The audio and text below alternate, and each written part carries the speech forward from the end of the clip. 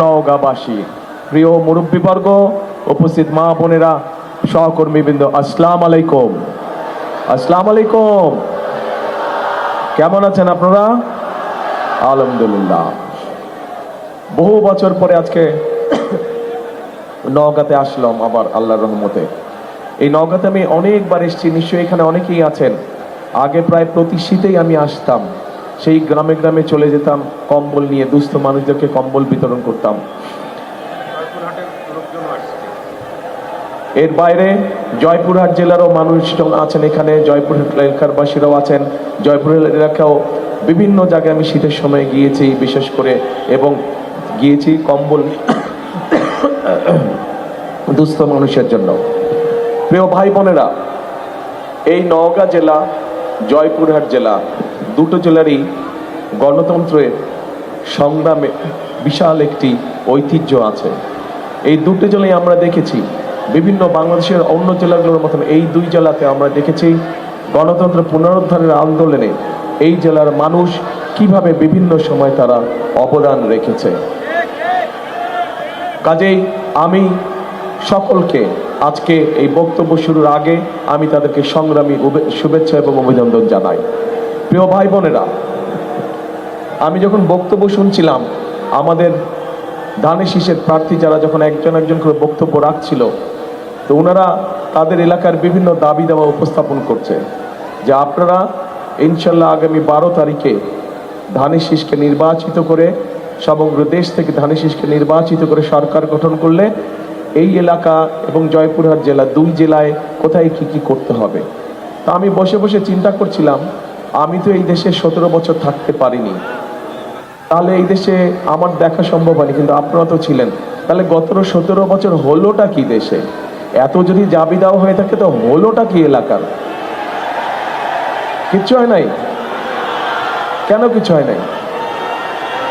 হ্যাঁ, কেন কিছু হয়নি? কারণ এই যে আপনারা যে 12 তারিখে ভোট দিবেন, ভোট দিয়ে আপনারা আপনাদের প্রতিনিধিকে নির্বাচিত করবেন, যেই প্রতিনিধির মাধ্যমে আপনারা আপনাদের এলাকার সমস্যাগুলো সমাধান করবেন। সেটি যেই সমস্যাই হোক না, সেটি রাস্তা হোক, স্কুল হোক, ব্রিজ হোক, কালভার্ট হোক, হাসপাতাল হোক, সেটি রেল লাইন নির্মাণ হোক, সেটি যে সবজি বলেন, আম বলেন, এগুলো রাখার জন্য হিমাগারের ব্যবস্থা করা হোক। অর্থাৎ যারা এলাকার মানুষের দলমত নির্বিশেষে সব মানুষের বিভিন্ন সমস্যাগুলো দেখবে। তাই তো এরকম মানুষই তো আপনারা চান, তাই না? যারা এলাকা দেখভাল করবে। সেই জন্যই আমরা দেখে শুনে বুঝে আমরা জয়পুরহাট থেকে 2 জন এবং নওগাঁ থেকে আমাদের দলের 6 জনকে আমরা নির্বাচিত করেছি, যাদেরকে এবার আমরা ধানের শীষের তুলে দিয়েছি। আসেন তো ভাই, আপনারা একটু সামনে আসেন তো। 6 জনে 8 জন, সরি 2 জনের 8 জন, শুধু প্রার্থীরা, অনলি প্রার্থীরা। দাঁড়ান, আমার পাশে দাঁড়ান। রানা আসতে ভাই, ধাক্কা মেরো, তুমি ধাক্কা নিয়ে পড়ে যাবো। দাঁড়ান, যে কোনো দাঁড়ায় যান। এই যে হ্যাঁ, তুলেন, ধানের শীষ তুলেন। এই 8 ব্যক্তিকে আপনাদের সামনে আমরা দিয়েছি। এই 8 ব্যক্তিকে আপনারা 12 তারিখে নির্বাচন করবেন। 12 তারিখ পর্যন্ত আপনারা এদের সাথে থাকবেন। 12 তারিখে নির্বাচিত হলে ইনশাল্লাহ 13 তারিখ থেকে এরা আপনাদের সাথে থাকবে। ঠিক আছে তো? চিনেন সবাইকে? এদের দায়িত্ব দিয়ে দিয়েছি, নির্বাচিত হবে। নির্বাচিত হওয়ার পরের দিন থেকে এলাকার উন্নয়নের জন্য তারা কাজ শুরু করবে। কাজেই আমরা কি এই 8 জনকে নির্বাচিত করবো ইনশাল্লাহ 12 তারিখে? ইনশাল্লাহ। বসেন সবাই, ধন্যবাদ, বসেন। প্রিয় ভাই বোনেরা, এই যে নওগাঁ জেলা বা জয়পুরহাট জেলা, এই দুটো জেলায় কিন্তু, বিশেষ করে নওগাঁ জেলা, আমরা জানি বাংলাদেশের ধানের ভান্ডার। বাংলাদেশের সবচাইতে বেশি ধান এই নওগাঁ জেলা হয়। কিন্তু এই যে ধান হয়, বছরে প্রায় 3টি ধান হয়, তাই না? 3টি ফসল হয়।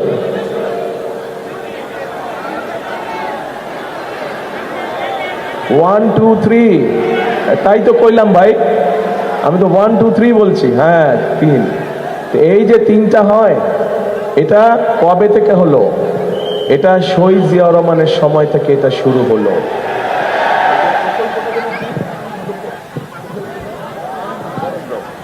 বরেন্দ্র প্রকল্প শহীদ জিয়া যখন চালু করলেন, আস্তে আস্তে ধীরে ধীরে পরবর্তীতে খালেদা জিয়া এটিকে আরও প্রকল্প বড় করলেন।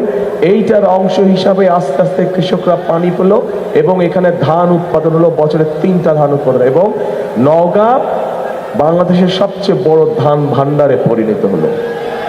প্রিয় ভাই বোনেরা, আমি সবসময় একটা কথা বলি, শুধু নওগাঁ জেলা না, নওগাঁ জেলা বলেন, জয়পুরহাট জেলা বলেন, বগুড়া জেলা বলেন, নাটোর বলেন, রাজশাহী বলেন, ময়মনসিংহ বলেন, কুমিল্লা বলেন, সব জেলাতেই কিন্তু আমাদের মূল পেশা, প্রধান পেশা কোন পেশা? কৃষক। আমাদের কৃষক ভাইরা, কাজেই কৃষক ভাইদেরকে যদি আমরা ভালো রাখতে পারি তাহলেই বাংলাদেশ ভালো থাকবে, এইটি মনে প্রাণে আমরা বিশ্বাস করি। শহীদ রাষ্ট্রপতি জিয়াউর রহমান সেই জন্যই কৃষকদের ব্যাপারে, কৃষকদেরকে ঋণ দেওয়ার ব্যাপারে, কৃষকদেরকে পানি সেচের ব্যবস্থা করার জন্য বিভিন্ন পদক্ষেপ গ্রহণ করেছিলেন। এখানে অনেক মুরব্বী আছেন, এখানে অনেক কৃষক আছেন, মুরব্বী কৃষক আছেন। আপনাদের মনে আছে দেশনেত্রী খালেদা জিয়া যখন প্রথমবার সরকার গঠন করলেন তখন উনি 5,000 টাকা পর্যন্ত কৃষি লোন সব উনি মওকুফ করে দিয়েছিলেন। 10,000 টাকা পর্যন্ত 10,000 টাকা পর্যন্ত কৃষি ঋণের সুদ মওকুফ করে দিয়েছিলেন। এখানে একজন আমাদের সদস্য, একজন প্রার্থী, উনি দাবি করে দিয়েছেন যে, একটি দাবি তুলেছেন যে আগামীতে ইনশাল্লাহ আমরা সরকার গঠন করলে 10,000 টাকা পর্যন্ত কৃষি ঋণ মওকুফ করে, বলছে না? আজকে সকালেই আমি রাজশাহীতে ঘোষণা দিয়েছি ইনশাল্লাহ বিএনপি সরকার গঠন করলে এখন এই মুহূর্তে যেই সকল কৃষক ভাইদের 10,000 টাকা পর্যন্ত ঋণ আছে, কৃষি ঋণ আছে, আমরা সেই ঋণ সুদ সহ পুরাটা মওকুফ করবো ইনশাল্লাহ। প্রিয় ভাই বোনেরা, শুধু ঋণই আমরা মওকুফ করব না, এর মধ্যে নিশ্চয়ই কম বেশি সবাই জানেন কৃষক ভাইদের জন্য আমরা আরেকটি পরিকল্পনা গ্রহণ করেছি। সেটি হচ্ছে যে কৃষক ভাইদের, সারা বাংলাদেশের সকল কৃষক ভাইদের কাছে আমরা একটি কার্ড দিব, কৃষক কার্ড নাম। এই কার্ডটির নাম কৃষক কার্ড। শুনছেন? এর মধ্যে কৃষক কার্ড। এইটি আমরা ধীরে ধীরে, একবারে তো পারবো না, ধীরে ধীরে ধীরে ধীরে আমাদেরকে যেতে হবে। কিন্তু সব রকম প্রান্তিক কৃষক বলেন, ক্ষুদ্র কৃষক বলেন, মাঝারি কৃষক বলেন, বৃহত্তর কৃষক বলেন, সব কৃষক ভাইদের হাতে আমরা আস্তে আস্তে এই কৃষি কার্ডটা পৌঁছে দেব। এখন এই কৃষি কার্ড দিয়ে কি হবে? এই কৃষি কার্ডটা যখন তার কাছে পৌঁছবে তখন এই কৃষি কার্ডের মাধ্যমে আমরা সেই কৃষক ভাইয়ের অন্তত একটি ফসলের, সে যদি আলু চাষ করে অথবা পেঁয়াজ চাষ করে বা যেটাই সে চাষ করুক না কেন, যেটাই করুক, একটি সিজনের একটি ফসলের, তার একটি ফসলের যাবতীয় বীজ, সার, কীটনাশক, তার যেটা একদম প্রয়োজন সেটি আমরা তার কাছে পৌঁছে দেওয়ার চেষ্টা করব, যাতে করে, এবং এটা কয়েক বছর চলবে, যাতে করে ধীরে ধীরে সেই কৃষক ভাইটা একটা শক্ত অর্থনৈতিক মেরুদণ্ডের উপরে দাঁড়াতে পারে, তার অর্থনৈতিক ভিত্তি যাতে শক্ত হয়। শুধু এটাই নয়, এই কৃষক কার্ডের মাধ্যমে তার জন্য কৃষি ঋণ পেতে সুবিধা হবে। এই কৃষক কার্ডের মাধ্যমে হঠাৎ ঝড় বৃষ্টি বন্যা কিছু হলে যদি ফসল নষ্ট হয়ে যায় তখন সে কৃষি বিমার থেকে, বিমা যেটি হবে ফসলের, সেই বিমার টাকাটা পেতে তার জন্য সুবিধা হবে। কাজে আমরা কৃষক ভাইদের জন্য এই পরিকল্পনা গ্রহণ করেছি। এখন আমাকে বলেন, এই এলাকার এবং জয়পুরহাটের মানুষ, ম্যাক্সিমাম মানুষ কৃষিকার্যের সাথে জড়িত। এই যে কথাটা বললাম, এই কাজটা যদি আমরা করি, আপনারা কি মনে করেন কৃষক ভাইদের ভালো হবে? কি পিছনে তো দেখি না, পিছনে কি বলে, ভালো হবে? আচ্ছা, ঠিক আছে। তো এখন তাহলে কি এটা করব, আমরা এই পরিকল্পনা বাস্তবায়ন করব? আচ্ছা, ইনশাল্লাহ। কিন্তু আমরা বাস্তবায়ন করার আগে আপনাদের একটা পরিকল্পনা আছে, ওটা আমি পরে জানছি। এরপরে আসেন, এরপরে এইখানে ধানের পাশাপাশি অন্যান্য অনেক শাকসবজি হয়, আম হয়, রাজশাহীতে হয়, এখানে হয়, এই অঞ্চলে প্রচুর হয়। কিন্তু একটা সমস্যা আছে যে অনেক সময় এগুলার হিমাগার পাওয়া যায় না। আমটা যে রাখবে, কৃষক রাখবে, তারপরে 2 দিন রেখে যদি 3 দিনের দিন ঢাকায় নিয়ে যাবে, এটা রাখার জায়গা নাই। আর ঢাকায় নিয়ে যেতে যেই সমস্যা, এই যে রেলের যেই সমস্যা, মানে ট্রাকের যেই সমস্যা, এটা আমরা ওয়াকিফাল আছি এই ব্যাপারে। এবং কৃষকদের খরচ যাতে কম হয়, ইনশাল্লাহ রেলের ব্যবস্থাটার প্রতি আমরা নজর দিব, যাতে করে রেল লাইন তৈরি করার মাধ্যমে শুধু কৃষিজাত পণ্যই নয়, একই সাথে মানুষও যাতে কম খরচে যেতে পারে সেই ব্যবস্থা ইনশাল্লাহ আমরা করব। প্রিয় ভাই বোনেরা, আমাদের পরিকল্পনার মধ্যে আরেকটি পরিকল্পনা আছে, সেটি হচ্ছে আপনাদের নিশ্চয়ই মনে আছে দেশনেত্রী খালেদা জিয়ার সময় এই দেশের নারীদেরকে শিক্ষিত করার জন্য, মেয়েদেরকে শিক্ষিত করার জন্য দেশনেত্রী খালেদা জিয়া একটি পরিকল্পনা নিয়েছিলেন যে ক্লাস 1 থেকে ক্লাস 12 পর্যন্ত মেয়েদের শিক্ষা ব্যবস্থা ফ্রি করে দিয়েছিলেন। উনি জানেন এটা? আচ্ছা, জানেন, ভেরি গুড। আচ্ছা, এখন আমাদের এই মেয়েরা কিন্তু বড় হয়েছে, তারা অনেকেই কিন্তু সংসার শুরু করেছে, নিজেদের সংসার আছে, কিন্তু সংসার তো আছে, শিক্ষিত হয়েছে, কিন্তু এই শিক্ষিত করলেই তো শুধু হবে না, শিক্ষিত হওয়ার পাশাপাশি তাদেরকে তো স্বাবলম্বী করতে হবে, তাই না? কাজেই এই মাদেরকে যা স্বাবলম্বী করার জন্য আমরা মায়েদের কাছে ফ্যামিলি কার্ড নামে একটি কার্ড পৌঁছে দিতে চাই, এবং এই ফ্যামিলি কার্ডের মাধ্যমে এটি দলমত নির্বিশেষ, শ্রেণী পেশা নির্বিশেষে সবাই পাবে। একজন কৃষকের স্ত্রী পাবে, একজন ইমাম সাহেবের স্ত্রী পাবে, একজন ভ্যান চালকের স্ত্রী পাবে, একজন school master, primary school master হোক, হেডমাস্টার সাহেব হোক, ওনার স্ত্রীও পাবে। অর্থাৎ সব ধরনের মানুষ পাবে, খেটে খাওয়া মানুষ সহ সবাই এতে পাবে, কোনো দলমত থাকবে না, এটা সবাই পাবে। এবং এটি শুধু পাবে নারীরা, শুধু মায়েরা এটা পাবে, গৃহিণীরা এটা পাবে। এবং এটির মাধ্যমে সরকারের পক্ষ থেকে আমরা তাদের কাছে প্রতি মাসে অল্প হলেও একটা সুবিধা আমরা তাদের কাছে পৌঁছে দিব, যাতে করে তারা সংসারটা স্বচ্ছন্দে চালাতে পারে, তাতে করে যারা এটা থেকে মা বোনদের উপকার হবে। আচ্ছা, এবার এখানে ওই খেলার কথা আসছে, ক্রীড়ার কথা আসছে। কে বললো স্টেডিয়াম? কে বললেন স্টেডিয়াম থেকে? আচ্ছা, ও দলমিও তো খেলাধুলা করতো, আপনি বিয়েতে ছিলেন না ফুটবলে, ফুটবল ফেডারেশনে? হ্যাঁ, দলমিয়া নিজেও খেলাধুলা করতো, তো ওই জন্য খেলার কথা বলে গেছে। কিন্তু এই খেলার ব্যাপারটা আলাদাভাবে আমরা চিন্তা করে রেখেছি।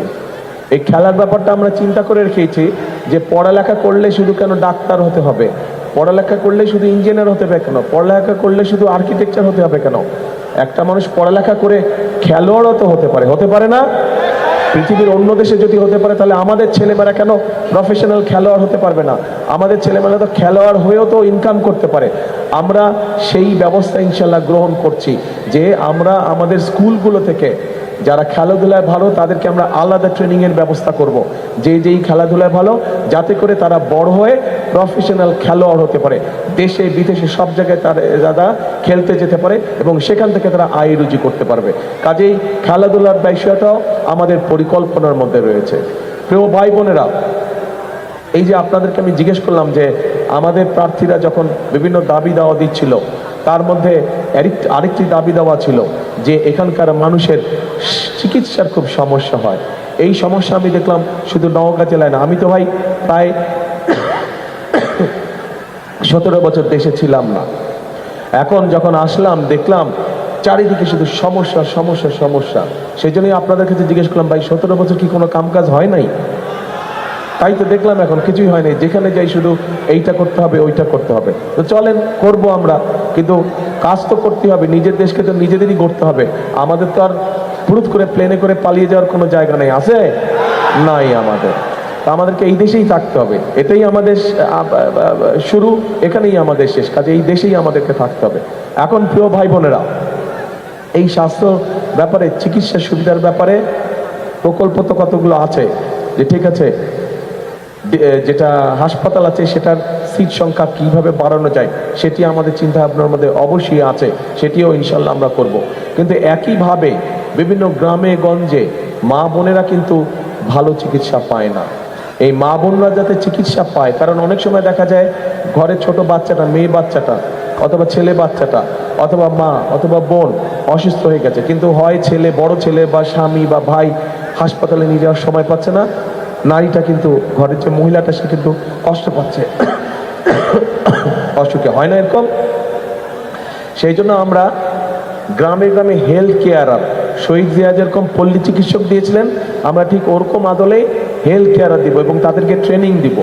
ট্রেনিং এই জন্য দিব যাতে করে তারা গিয়ে ছোটোখাটো অসুখ, মা বোনদের ছোটোখাটো অসুখ যাতে তারা ঘরে বসেই ঠিক করে দিতে পারে, শিশু বাচ্চাদের ছোটোখাটো অসুখ যাতে তারা ঘরে বসেই ঠিক করে দিতে পারে। এখানে এই যে শিশু হাসপাতালের কথা বলা হয়েছে, শিশু হাসপাতাল তার প্রত্যেক উপজেলায় করা যাবে না, সেটা আমরা জেলা পর্যায়ে বা বিভাগ পর্যায়ে আমরা সেটা একটা তখন ব্যবস্থা করবো। যে ধরুন আজান দিচ্ছে, এশার আজান বলতে, আজানটা শেষ হয়ে যাক তারপরে বলি।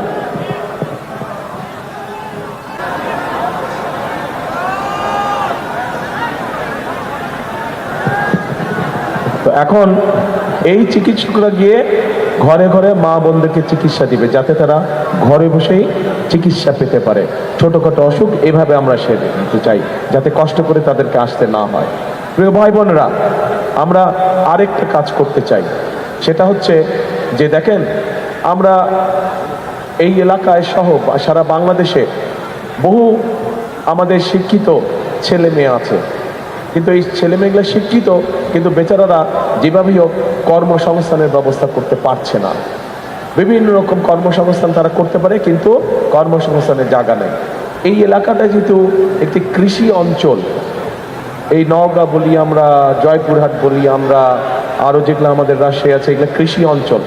আমরা পরিকল্পনা গ্রহণ করেছি যে কৃষি সংক্রান্ত যেগুলো মিল ফ্যাক্টরি আছে, যারা কৃষি সংক্রান্ত কৃষি পণ্য নিয়ে যারা মিল ফ্যাক্টরি করবে, তাদেরকে আমরা বিশেষভাবে সহায়তা প্রদান করব, যাতে করে তাদের মিল ফ্যাক্টরিগুলোতে এই অঞ্চলের মানুষের, এই অঞ্চলের ছেলেমেয়েদের যাতে কর্মসংস্থানের ব্যবস্থা হয়। এভাবে করে আমরা কর্মসংস্থান তৈরি করতে চাচ্ছি। এর বাইরেও আমরা জেলায় জেলায় ভোকেশনাল ট্রেনিং ইনস্টিটিউট তৈরি করতে চাচ্ছি, যেখানে আমরা আমাদের তরুণ বা যুবক সদস্যদেরকে, যুব সমাজের সদস্যদেরকে আমরা ট্রেনিং দিব, এবং ট্রেনিং দেওয়ার মাধ্যমে তাদেরকে আমরা বিভিন্ন ব্যাপারে দক্ষ করে তুলব। এই দক্ষ করার মাধ্যমে তারা নিজেদের ব্যবসা বাণিজ্য করতে পারবে, অথবা বিদেশেও চাকরি নিয়ে যেতে পারবে, অথবা দেশেও কোনো জায়গায় ভালো চাকরির ব্যবস্থা করতে পারবে। বেকার সমস্যাটাকে আমরা এইভাবে ধীরে ধীরে কমিয়ে আনতে চাচ্ছি। এর বাইরেও আইটিতে বিভিন্ন ছেলেমেয়েরা আমাদের আছে, অনেক ছেলেমেয়ে আছে যারা আইটিতে সেক্টরে কাজ করে। আইটি সেক্টরে এই মুহূর্তে মোবাইল ফোন কোম্পানির বাইরে অন্য কোনো জায়গায় কাজ করার খুব একটা অবকাশ নেই। আমরা এর মধ্যে পরিকল্পনা গ্রহণ করেছি যে আর কোন কোন জায়গায় এদেরকে চাকরির ব্যবস্থা করা যায়, এই যেই জায়গায় এদেরকে চাকরির ব্যবস্থা করা যায়, সেই বিষয়গুলো আমরা এর মধ্যে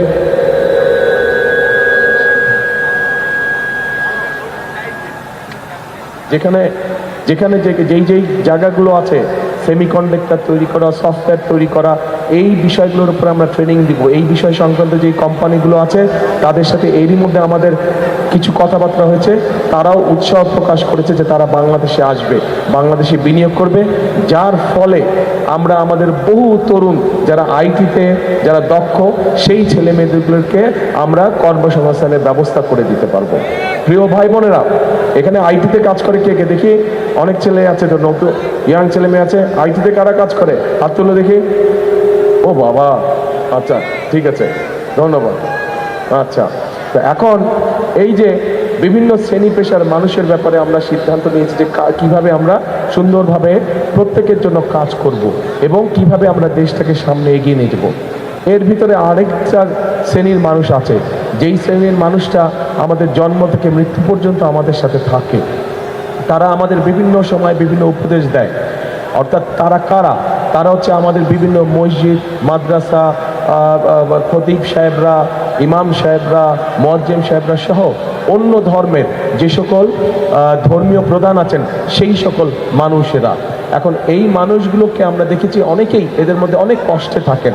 সেই জন্য এই মানুষগুলোকে, অর্থাৎ ইসলাম ধর্মে যারা মসজিদ মাদ্রাসার খতিব সাহেব আছে, মুয়াজ্জিম সাহেব আছে, ইমাম সাহেব আছে সহ অন্য ধর্মেরও যারা ধর্মগুরু আছেন, তাদেরকে প্রতি মাসে আমরা সরকারের পক্ষ থেকে একটা সম্মানের ব্যবস্থা করব ইনশাআল্লাহ, যাতে করে তারা একটা সম্মানজনক জীবনযাপন করতে পারে।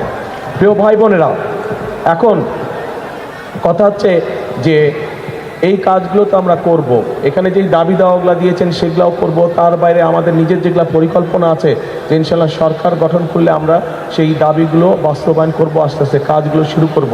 কিন্তু এই কাজগুলো করতে হলে তো আরেকটা কাজ আছে, যেই কাজটা করতে হবে। বলেন তো কি কাজ? এগুলো তো আমরা করব, যেগুলো দাবি দাওয়া দিলেন বা আমি যেগুলো বললাম, কিন্তু আপনাদের একটা কাজ আছে। হ্যাঁ,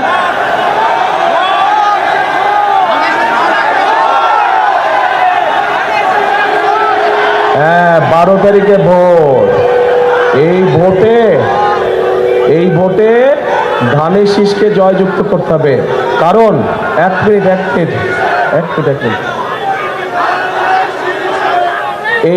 এই যে স্লোগানের এক মিনিট দাঁড়াও ভাই, দাঁড়াও কথা শোনো। এই যে আমার সামনে এত তাফালিং করে লাভ নাই, তো ভোটের দিন দেখাতে হবে। আমার সামনে তাফালিং করে লাভ আছে কোনো?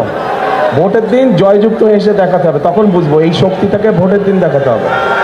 হ্যাঁ, আচ্ছা, এখন কথা হচ্ছে একটা ব্যাপারে সতর্ক থাকতে হবে। একটা ব্যাপারে সতর্ক থাকতে হবে। কোন সেই ব্যাপার? এই যে মঞ্চের, এই মঞ্চের পাশে ছোট্ট একটা মঞ্চ আছে, মঞ্চে কিছু মানুষ বসে আছে এবং তাদের পিছনে একটা ব্যানার আছে। ওই ব্যানারটায় লেখা আছে গুম খুন জুলাই আগস্টের আন্দোলনে আহত শহীদ পরিবার। কথাটার অর্থ বুঝেছেন আপনারা? অর্থাৎ এই মানুষগুলো যে বসে আছে সেটি বিগত 16 বছরের আন্দোলন সহ এই জুলাই আগস্ট মাসে যে আন্দোলন ছিল, সেখানে এই মানুষগুলো তাদের আপনজনদেরকে কাউকে না কেউকে হারিয়েছে, গুম খুনের শিকার হয়েছে, অথবা নিজে কেউ আহত হয়েছে সেই জুলাই আন্দোলন সহ এই কত লম্বা আন্দোলনের সময়। এখন যেই মানুষগুলো শহীদ হয়েছে, যেই মানুষগুলো আহত হয়েছে, এই মানুষগুলো ত্যাগের তো একটা মূল্য থাকতে হবে, তাই না? এখন এই মানুষগুলো কার বিরুদ্ধে আন্দোলন করেছিল? কিসের বিরুদ্ধে? ওই যে আপনারা 12 তারিখে যে ভোট দিবেন, ওই ভোটের অধিকার আপনাদের কাছ থেকে, বাংলাদেশের মানুষের কাছ থেকে এক পক্ষ কেড়ে নিয়েছিল এবং তাদের বিরুদ্ধে আন্দোলন করতে গিয়েই এই পরিবারগুলো তাদের আপনজনদেরকে হারিয়েছে অথবা বিভিন্নভাবে নিজেরাও নির্যাতিত হয়েছে, অত্যাচারের শিকার হয়েছে। এখন প্রিয় ভাই বোনেরা, ওই ষড়যন্ত্র কিন্তু এখন শেষের নেই। একটা তো পালিয়ে গিয়েছে দেশ থেকে, একটা তো পালিয়ে গেছে, কিন্তু আরেকটা পক্ষ আছে যারা, এই দুই পক্ষ আবার আগে থেকে একসাথেই ছিল। এই দুই পক্ষ কিন্তু বিভিন্ন সময় একসাথেই ছিল, তলে তলে একসাথেই ছিল। গত 16 বছরেও আপনারা মাঠে ঘাটে কত পেয়েছেন আন্দোলন সংগ্রামে, তাদেরকে কোথাও ছিল না, ওই ভিতরে ভিতরে কিন্তু তাদের সাথেই ছিল এরা। আচ্ছা, তো এখন এরা আবার ষড়যন্ত্র শুরু করেছে বিভিন্ন রকম। এখন আপনাদেরকে চোখ কান খোলা রাখতে হবে, যাতে ষড়যন্ত্র করে আপনাদের ভোট এদিক ওদিক না করে। ব্যালট বাক্স পাহারা দিতে হবে। 2008 সালে কি হয়েছিল মনে আছে? 2008 সালে কিন্তু ওই যে ম্যাজিক দেখা না, ম্যাজিক এই আছে এই নাই, ওই খালি বক্স দেখা ভরা বক্স দেখা দিচ্ছে, তারপরে মনে আছে 2008 সালের ঘটনা? কাজে এই ব্যাপারে সতর্ক থাকতে হবে আপনাদেরকে, ঠিক আছে? এই ব্যাপারে সতর্ক থাকতে হবে আপনাদেরকে। এখন যে ভোট যে দিতে যাবেন, সব জায়গায় আমি এই কথাটা বলি, যাবেন কখন ভোট দিতে? কি বলে? তাহাজ্জুদ, রাইট। এই তো, তাহলে মেসেজ আসছে সবার কাছে, খবর পৌঁছেছে, গুড। হ্যাঁ, এইবার ভোটের দিন তাহাজ্জুদ পড়তে উঠতে হবে। তাহাজ্জুদ পড়ে সবাইকে, তাহাজ্জুদ পড়া শেষ হলে যার যার ভোট কেন্দ্রে সবাইকে নিয়ে যেতে হবে। গিয়ে মুসলমান ভাই বোনেরা ওখানে জামাত আদায় করবেন, আর অন্য ধর্মের ভাই বোনেরা আছে যারা, তাদেরকেও সাথে নিয়ে যাবেন, তারা তাদের ধর্মীয় অনুষ্ঠান পালন করবে। করে ভোট কেন্দ্রের সামনে বসে থাকবেন। যেই 7টার সময় ভোট কেন্দ্র খুলবে, সাথে সাথে ভোট দেওয়া আরম্ভ করবেন, ঠিক আছে? আর খেয়াল রাখবেন এই যারা ষড়যন্ত্র করছে, এরা আবার ওই যে 8 সালের মতন আরেকটা ষড়যন্ত্র করছে। ওই যে এই ষড়যন্ত্র আমরা ওই যে এই তথাকথিত যে আমির নির্বাচন, তারপর নিশিরাতের নির্বাচন, তখনও আমরা দেখেছি যে লাইন দিয়ে থাকে, কিন্তু লাইন আগায় না। দেখছেন না এই চিত্র? মনে আছে এই কিছুদিন আগেই তো ভোট কেন্দ্রের সামনে লাইন, কিন্তু লাইন আর নড়ে চড়ে না রে বাবা। কাজে এইগুলা ব্যাপারে সতর্ক থাকতে হবে যে লাইন নড়ে না কেন, আর ভিতরে ওইদিকে সিল মারা শুরু হয়ে গেছে। কাজে এইগুলা ব্যাপারে সকলকে আপনাদের সতর্ক থাকতে হবে প্রিয় ভাই বোনেরা। এখন মূল কথা হচ্ছে, গত 16 বছর আপনাদের এলাকার কোনো উন্নতি হয়নি। গত 16 বছর বাংলাদেশের মানুষের ভাগ্যের কোনো পরিবর্তন হয়নি। গত 16 বছর বাংলাদেশের কোনো উন্নয়ন হয়নি। হ্যাঁ, ঢাকা শহর সহ কয়েকটি শহরে কিছু কিছু বড় বড় ফ্লাইওভার হয়েছে, কিছু কিছু বড় বড় দালান হয়েছে, কিছু কিছু বড় বড় কিছু হয়েছে, মেগা প্রজেক্ট হয়েছে। কিন্তু মেগা প্রজেক্ট মানেই মেগা দুর্নীতি হয়েছে। আমরা চাই গ্রামের মানুষের ভাগ্যের পরিবর্তন করতে, আমরা চাই জেলা শহরের মানুষের ভাগ্যের পরিবর্তন করতে, আমরা চাই উপজেলার মানুষের ভাগ্যের পরিবর্তন করতে, আমরা চাই আমাদের ছাত্র ছাত্রীদের লেখাপড়া সুনিশ্চিত করতে, আমরা চাই আমাদের নারীদেরকে স্বাবলম্বী করতে, মা বোনদেরকে স্বাবলম্বী করতে, আমরা চাই আমাদের বেকার যুবক ভাই যারা আছে, তরুণ ভাই যারা আছে, বোনেরা যারা আছে, তাদের কর্মসংস্থানের ব্যবস্থা করতে। আমরা চাই দেশের মানুষের জন্য একটি নিরাপদ পরিস্থিতি তৈরি করতে, যেখানে মানুষ নিরাপদে হাঁটাচলা করবে, নিরাপদে ব্যবসা বাণিজ্য করবে, রাতে নিরাপদে ঘরে যাতে ঘুমাতে পারে। আমরা সেই পরিস্থিতি তৈরি করতে চাই ইনশাআল্লাহ। কিন্তু সেই পরিস্থিতি তৈরি করতে হলে প্রিয় ভাই বোনেরা, আপনাদের সকলের সহযোগিতা প্রয়োজন। জনগণ যদি পাশে থাকে, কেউ তাকে কোনো আটকে রাখতে পারে না, জনগণ যার পাশে থাকে। কাজেই বিএনপি সকল সময় একটি স্লোগান দেয়। কি সেই স্লোগান? জনগণই সকল ক্ষমতার উৎস। কারণ বিএনপি জানে বিএনপির সাথে জনগণ আছে, বিএনপি জানে জনগণই হচ্ছে বিএনপির সকল ক্ষমতার উৎস, সকল শক্তির উৎস। সেই জন্যই জনগণ ছিল বলেই জনগণ গত 17 বছর ধরে বিএনপির সাথে সেই 15-16 বছর বিএনপির সাথে জনগণ ছিল বলেই বিএনপি এত অত্যাচার নির্যাতনের মধ্যে আজও টিকে আছে। এবং যে বিএনপি টিকে আছে তার প্রমাণ হচ্ছে এই যে হাজারো লক্ষ মানুষ আজকের এই মিটিংয়ে। আপনারাই হচ্ছেন বিএনপি, আপনারাই হচ্ছেন বাংলাদেশ জাতীয়তাবাদী দল। কাজে প্রিয় ভাই বোনরা, আসুন এই মানুষগুলো, এই যে মঞ্চের ছোট মঞ্চটা, এখানে যারা বসে আছে ওনারা স্বজন হারিয়েছেন, নিজেরা কেউ কেউ ক্ষতিগ্রস্ত হয়েছেন, পঙ্গুত্ব বরণ করেছেন হয়তোবা। তো এখন এই মানুষগুলো ত্যাগ বৃথা যেতে দেওয়া যায় না। কাজে এদের ত্যাগ যদি বৃথা যেতে না দেওয়া যায় তাহলে আমাদেরকে সতর্ক থাকতে হবে। তাহলে 5ই আগস্টের পরে যেই পরিবর্তন এসেছে এই পরিবর্তনটাকে আমাদের অর্থবহ করতে হবে। অর্থাৎ এই পরিবর্তন শুধু একটি পরিবর্তন যেন না হয়, এই পরিবর্তন হবে সেই পরিবর্তন যেই পরিবর্তনে এই দেশ এবং দেশের মানুষের ভাগ্যের পরিবর্তন হবে। অন্তত একটু হলেও মানুষের ভাগ্য ভালোর দিকে পরিবর্তিত হবে। আসুন আমরা সকলে যদি কাজ করি, আমরা সকলে যদি ঐক্যবদ্ধ থাকি, ইনশাল্লাহ তাহলেই আমরা আমাদের সেই প্রত্যাশিত বাংলাদেশ গড়ে তুলতে সক্ষম হব। আপনারা কি আছেন আমার সাথে আমাদের সেই বাংলাদেশ গড়তে? তাহলে আসেন আমার সাথে একটি কথা বলেন, সবাই জানেন তারপরেও বলেন। দেখুন আরেকটা কথা বলি, আজকে যদি আপনাদের সামনে আমি এই যে বিভিন্ন দল আছে এই দল সম্পর্কে যদি এই আবল তাবল বিভিন্ন কথাবার্তা বলে যেতাম, তাতে কোনো লাভ হতো আপনাদের? আমরা তো রাজনীতি করি কার জন্য? রাজনীতি করি দেশের জন্য, দেশের মানুষের জন্য, দেশের জন্য, দেশের মানুষের জন্য। মানুষও তো জানতে চায়, কি জানতে চায়? যে বিএনপি ক্ষমতায় গেলে বিএনপি জনগণের জন্য কি করবে, তাই তো? নাকি দিয়ে 4-এর মতন, তাই তো? কাজে বিএনপি ক্ষমতায় গেলে কি করবে সংক্ষেপে আপনাদের সামনে আমি আমার পরিকল্পনার কথা তুলে ধরলাম। আপনাদের পরিকল্পনা আপনাদের কাছ থেকে আমি জেনে নিলাম যে আপনাদের কি পরিকল্পনা। আপনাদের পরিকল্পনা কি পরিকল্পনা? 12 তারিখে ধানের শীষকে জয়যুক্ত করা ইনশাআল্লাহ। কাজে আসুন আমরা যদি সকলে ঐক্যবদ্ধ থাকি, আমরা যদি সকলে একসাথে থাকি, ইনশাল্লাহ আমরা আমাদের সেই বাংলাদেশকে গড়ে তুলতে পারবো।